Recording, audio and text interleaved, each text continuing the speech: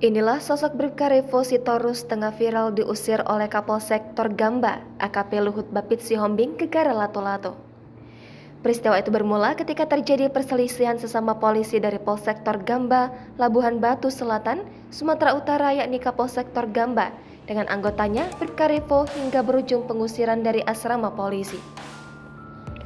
Dalam video viral terlihat Kapolsek Torgamba yang bertetangga dengan anggotanya itu terlibat pertengkaran di asrama Polsek Torgamba, Labuhan Batu Selatan.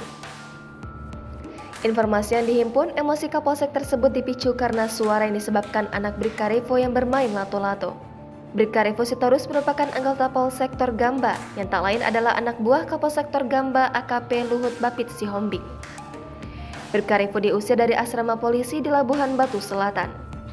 Dikutip Tribun Medan, awalnya AKP Luhut Sihombing dan istrinya berdebat panas dan melontarkan suara tinggi menyebut bahwa istri Bribka Revo tak punya hak tinggal di perumahan asrama polisi tersebut. Kapolsek Torgamba terdengar suaranya meninggi ketika melihat Bribka Revo Sitorus dan menanyakan dari anggota kesatuan mana.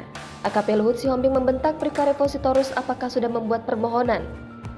Mendengar itu, Bribka Revo yang tak terima istrinya dibentak pun melawan dan menyebut kepada Kapolsek tersebut tidak boleh membentak perempuan.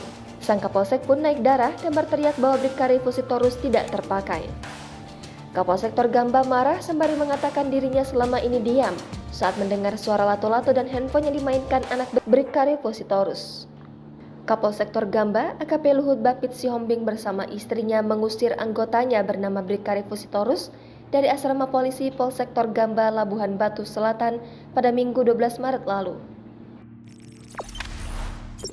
Jangan lupa subscribe, share, komen, dan like ya!